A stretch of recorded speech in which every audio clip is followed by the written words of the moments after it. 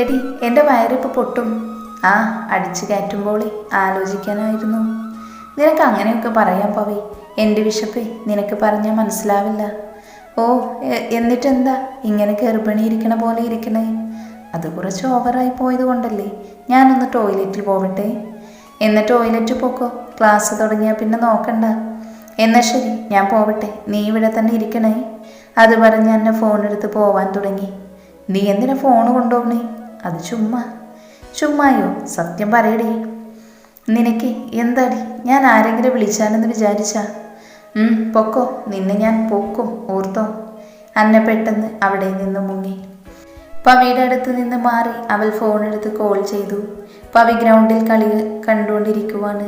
Hello madam. Pavi പിന്നിൽ നിന്നും sound കേട്ട് തിരിഞ്ഞു നോക്കി.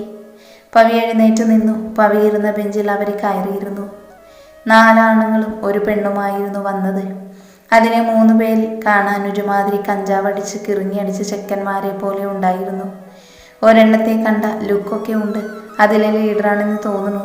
പക്ഷേ കണ്ണൊക്കെ ചുവന്ന ഒരുമാതിരി പോലെ ആയിരുന്നു. അവൻ്റെ കൈ അവരുടെ കൂടെയുള്ള പെണ്ണിൻ്റെ അരയിൽ കൂടിയായിരുന്നു. ആ പെണ്ണാണെങ്കിൽ പുട്ടി കൊണ്ട് മൂടിയിരിക്കുക. പിന്നെ ഒരു ഇറുകിയ ജീൻസും ഒരു കുഞ്ഞു ടോപ്പും. കാണുമ്പോൾ തന്നെ മനസ്സിലാകും പണത്തിൻ്റെ ഹുങ്കിൽ ജീവിക്കുന്നവളാണെന്ന്. അവരെയൊക്കെ കണ്ടപ്പോൾ അവയ്ക്കൊരു വശപിശക് തോന്നി. സീനിയേഴ്സാണ്, അബദ്ധമൊന്നും വേണ്ട എന്ന് മനസ്സാക്ഷി തൊണ്ട പൊട്ടുന്ന രീതിയിൽ വിളിച്ചു പോകുന്നുണ്ടായിരുന്നു. പിന്നെ ഒന്നും നോക്കിയില്ല. ഇല്ലാത്ത വിനയവും ബഹുമാനവും അങ്ങ് വാരിയെറിഞ്ഞു. അതിൽ ഒരുത്തൻ, നിന്റെ പേരെന്താടി? പല്ലവികുമാർ എന്നാ. മറ്റവന്, അയ്യോടാ നോക്കടാ, അവൾക്ക് എന്തൊരു വിനയമാന്ന്. അതും പറഞ്ഞപ്പോൾ അവനെല്ലാവരും കളിയാക്കി. ഡീ പല്ലി, നീ അങ്ങ് ഒത്തിരി ഓവറാക്കണ്ട കേട്ടോടി. പവി പല്ലി എന്ന വിളി മാത്രമേ ശ്രദ്ധിച്ചുള്ളൂ. അവൾക്ക് എവിടെ നിന്നൊക്കെയോ ദേഷ്യം ഇരച്ചു കയറി. ചേട്ടന്മാരെ, എൻ്റെ പേര് പല്ലവി എന്ന, പല്ലി എന്നല്ല. ചേട്ടന്മാർക്ക് ഇനി നിക്നെയിം വിളിക്കണമെങ്കിൽ പവി എന്ന് വിളിച്ചോ, പല്ലി എന്ന് വിളിക്കരുത്. അവൾ നല്ല മാന്യമായി കാര്യം പറഞ്ഞു. അയ്യോ മേഡം, ഞങ്ങളങ്ങ് പേടിച്ചു പോയി. അവർ പേടിച്ചതുപോലെ അഭിനയിച്ചു. നീ ഞങ്ങളോട് കൽപ്പിക്കുന്നോടി പല്ലി. ഞാൻ മാന്യമായാണ് പറഞ്ഞത്. ആണോ? ഞങ്ങൾ അറിഞ്ഞില്ലല്ലോ. എന്നാൽ എൻ്റെ പല്ലിമോളെ ഒരു പാട്ടങ്ങ് വെച്ച് കേശിക്കേ. വഴക്കുണ്ടാക്കിയാൽ അവൾക്ക് തന്നെയാ ദോഷം എന്നുള്ളത് കൊണ്ട് തന്നെ അവൾ ഒരു ഉളുപ്പുമില്ലാതെ പാടാമെന്ന് പറഞ്ഞു. പക്ഷേ അപ്പോഴും അവൾക്ക് പല്ലി എന്ന് വിളിച്ചത് ഇഷ്ടപ്പെട്ടിട്ടില്ല. അവൾ അവരുടെ ഫേവറേറ്റ് സോങ് തന്നെ അങ്ങ് പാടി.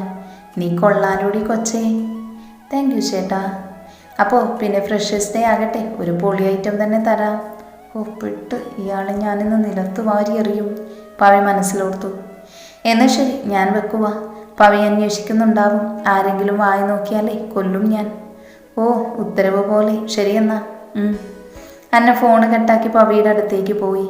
അന്നേരമാണ് പവിനെ റാഗ് ചെയ്യുന്നത് കാണുന്നത്.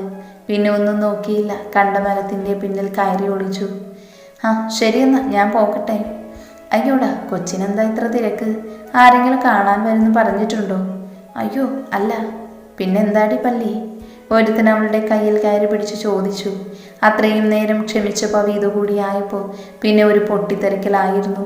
അവൾ അവൻ്റെ കൈ തട്ടിത്തെറിപ്പിച്ചു. നാണമുണ്ടോ ഒരു പെണ്ണിൻ്റെ കൈ കയറി പിടിക്കുന്നേ? ഡീ. അവൻ അവളുടെ അടുത്തേക്ക് ചാടിക്കയറാൻ തുനിഞ്ഞപ്പോൾ പിറകിൽ നിന്ന് ഇതുവരെ ഒന്നും മിണ്ടാതെ നിന്ന് ആ ഗ്രൂപ്പിൻ്റെ ലീഡർ അവനെ തടഞ്ഞു. ജിത്തു, മതി. എടി, നിനക്ക് ഞങ്ങൾ ആരാണെന്നറിയോ? ഞങ്ങളുടെ പപ്പ ആരാണെന്നറിയോ? എഴുന്നേറ്റ് വന്നവൻ ചോദിച്ചു. ഞാൻ നിങ്ങളുടെ അച്ഛൻ്റെ പുറകിലല്ലായിരുന്നു. പിന്നെ ഇതൊക്കെ ഞാൻ ഒത്തിരി സിനിമയിൽ കണ്ടതാ, അതുകൊണ്ട് എൻ്റെ അടുത്ത് വേണ്ട. എടി, നിനക്ക് സീനിയേഴ്സിനെ ബഹുമാനിക്കാൻ അറിയില്ലടി? അവരുടെ കൂടെ ഉണ്ടായിരുന്ന ആ പെണ്ണ് ചോദിച്ചു. പവി അതിന് ഉത്തരം പറയാൻ വന്നതും, എന്താ ഇവിടെ പ്രശ്നം? അവിടുത്തെ ഒരു സാറ് വന്നായിരുന്നു. ഒന്നുമില്ല സർ, ഞങ്ങൾ വെറുതെ. പോ, ക്ലാസ്സിൽ കയറിപ്പോ. പവി അവിടെ നിന്ന് ക്ലാസ്സിൽ പോയി. അവരും ഇതൊക്കെ കണ്ട് ആലോചിച്ച് നിൽക്കുകയായിരുന്നു അന്ന. പിന്നിൽ നിന്ന് ആരോ തോണ്ടുന്നത് അറിഞ്ഞപ്പോൾ തിരിഞ്ഞു നോക്കി. അയാളെ കണ്ടപ്പോൾ അവൾ അവളുടെ 32 പല്ലും കാണിച്ച് ചിരിച്ചു കൊടുത്തു. അല്ല, ആരിത്?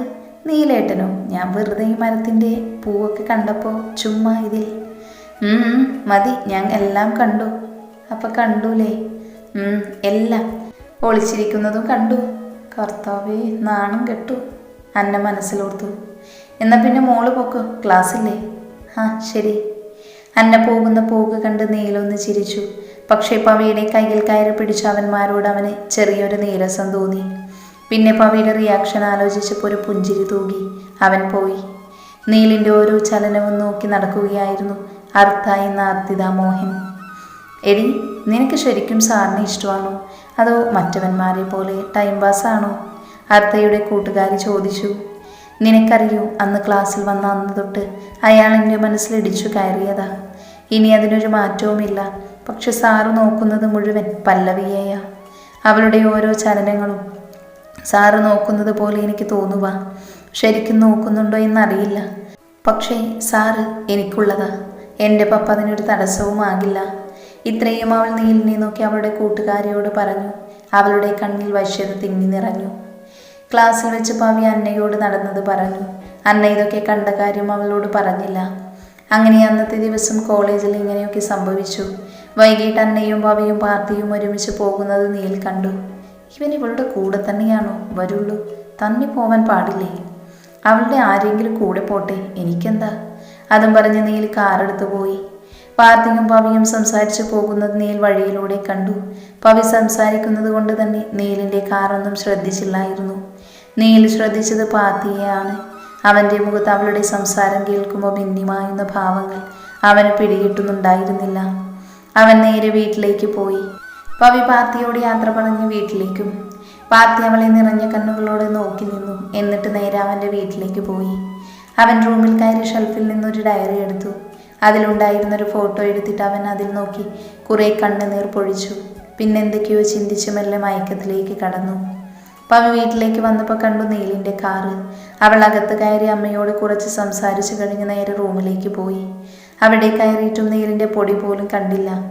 അല്ലെങ്കിൽ ഇവിടെ ഉണ്ടാവേണ്ട ആണല്ലോ. ഇതെന്ത് പറ്റി? ഇനി വല്ലതും എന്നെ പേടിച്ചു വരാത്തതാണോ? അതിന് ഞാനൊന്നും ചെയ്യും. ഓ, അപ്പോൾ അതുകൊണ്ടാണോ? അവളെ കഴിഞ്ഞ ദിവസം നടന്ന കാര്യമോർത്തു. ഇതിനുള്ള പ്രതികാരം ചെയ്യുമെന്ന് പറഞ്ഞിട്ടുണ്ടായിരുന്നു. അതാണെന്ന് വിചാരിച്ച് പവി പെട്ടെന്ന് ഫ്രഷായി താഴെ പോയി അമ്മയെ സഹായിച്ചു. അത് കഴിഞ്ഞ് അമ്മയും അച്ഛനും പവിയും ഉമ്മറത്ത് വന്നിരുന്നു. ഉമ്മറത്തെ ചെയറിൽ അച്ഛനും അമ്മയും ഇരുന്നു, പവി സ്റ്റെപ്പിലും. അവരോരോന്ന് പറഞ്ഞ് ചായ കുടിച്ചുകൊണ്ടിരുന്നപ്പോഴാണ് ഒരു ബുള്ളറ്റ് കയറി വന്നത്. അല്ല, എങ്ങനെ ഉണ്ടായിരുന്നു പുതിയ ജോലി? ഗിരി ഓഫീസിൽ പോയിട്ട് വന്നതായിരുന്നു. പവി, ഒരു രക്ഷയുമില്ല, പൊളിച്ചു. ആഹാ, എന്നാ പിന്നെ എനിക്കെന്താ വാങ്ങിയേക്കണേ? ഇന്ന് പിടിച്ചോ, എല്ലാവർക്കും ഉള്ളതുണ്ട്. ഗിരി വലിയ ഡയറി മിൽക്ക് എല്ലാവർക്കും വെച്ചു വാങ്ങി. പവി അതെല്ലാവർക്കും കൊടുത്തു. അല്ല പവി, നീലെന്തേ? അത് എനിക്കറിയില്ല. അപ്പം നീല് മോളോട് പറഞ്ഞില്ലേ? ഞാൻ കരുതി പറഞ്ഞിട്ടുണ്ടാവുമെന്ന്. ഇല്ല, എന്നോടൊന്നും പറഞ്ഞില്ല. അവൻ ഏതോ ഒരു കല്യാണത്തിന് പോയേക്കുക. നാളെ വെളുപ്പിനെ വരുള്ളൂ. ഇവിടെ വന്നിട്ട് പോയത്. അപ്പോൾ എങ്ങനെയാ പോയി? കാർ ഇവിടെ ഉണ്ടല്ലോ. അവൻ മറ്റേ ബുള്ളറ്റ് എടുത്തു. കുറേ നാളായില്ല അതൊന്ന് ഓടിച്ചിട്ട്. ഓഹോ, അപ്പോൾ എന്നെ പേടിച്ച് പോയതല്ല. ഞാൻ ചമ്മിപ്പോയി. വരട്ടെ, ഒരു നല്ല മുട്ടൻ പണി തന്നെ കൊടുക്കണം. അതും അവി മനസ്സിലോർത്തു. രാത്രി എല്ലാവരും ഭക്ഷണം കഴിക്കാനിരുന്ന നീലിൻ്റെ അഭാവത്തിൽ പവിക്കെന്തോ ഫുഡ് കഴിക്കാൻ തോന്നിയില്ല. എന്തുകൊണ്ട് എന്ന ചോദ്യം അവളുടെ മുന്നിൽ വന്നു നിന്നു. എന്തൊക്കെയോ കഴിച്ചെന്ന് വരുത്തി അവൾ എഴുന്നേറ്റു. നീലിൻ്റെ അഭാവം, അവളിൽ ഉണ്ടാകുന്ന വേദന, അവൾ പോലും അറിയാത്ത അവളുടെ വേദന അവളുടെ മുഖത്ത് വ്യക്തമായിരുന്നു. അതെല്ലാവരും ശ്രദ്ധിക്കുകയും ചെയ്തു. റൂമിലേക്ക് പോയി കട്ടിൽ കിടക്കണോ നിലത്ത് കിടക്കണോ എന്ന് അവൾക്കൊരു സംശയം തോന്നി. നിലത്ത് കിടന്ന് മടുത്തത് കൊണ്ട് അവൾ നിലത്ത് കിടക്കാൻ തയ്യാറായിരുന്നില്ല. ബെഡിൽ കിടക്കാൻ എന്തോ അവളുടെ മനസ്സ് അനുവദിച്ചില്ല. പിന്നെ ഒന്നും നോക്കിയില്ല, നേരെ പോയി സോഫയിൽ കിടന്നു. തിരിഞ്ഞു മറിഞ്ഞു കിടക്കാൻ പറ്റിയില്ല. ഒരു സൈഡിൽ തന്നെ കിടന്നു. എന്നോടൊരു വാക്ക് പറഞ്ഞിട്ട് പോയിക്കൂടായിരുന്നു? ഒന്നുമല്ലെങ്കിലും ഞാൻ ഇയാളുടെ ഭാര്യയല്ലേ. അത് പറ്റില്ലെങ്കിൽ ഒരു റൂംമേറ്റാണെന്ന് വിചാരിച്ചെങ്കിലും. ദുഷ്ടൻ ഇപ്പോൾ സുഖിച്ച് കിടക്കുമായിരിക്കും. നാളിന് വായോ, ഞാൻ കാണിച്ചു തരാം. ഇങ്ങനെ ഓരോന്ന് ചിന്തിച്ച് പവി ഉറക്കത്തിലേക്ക് വീണു. ഇതേ സമയം നീലിൻ്റെ കൂടെ പഠിച്ച അവൻ്റെ സുഹൃത്തായ സൂരജിൻ്റെ കല്യാണമായിരുന്നു. ഉച്ചയ്ക്ക് വിളിച്ചു പറഞ്ഞു നേരത്തെ തന്നെ കല്യാണ വീട്ടിൽ വരണമെന്ന്. സൂരജ് അത്രയും അവനെ നിർബന്ധിച്ചിരുന്നു. അപ്പോഴും പവിയോട് പറയണോ എന്ന ചിന്ത മാത്രമായിരുന്നു അവൻ്റെ മനസ്സിൽ. അങ്ങനെ ആലോചിച്ചു പോകുന്നതിൻ്റെ ഇടയിലായിരുന്നു പവിയെയും പാർത്തിയെയും കാണുന്നത്. അപ്പം തീരുമാനിച്ചു പറയണ്ട എന്ന്. അവൻ വീട്ടിൽ വന്നപ്പോഴും പവിയോട് പറയാത്തോണ്ടൊരിത് അവന് തോന്നി. അവൻ വീട്ടിൽ നിന്ന് പെട്ടെന്ന് തന്നെ ഇറങ്ങിയത് കൊണ്ട് അവർ തമ്മിൽ കണ്ടിരുന്നില്ല.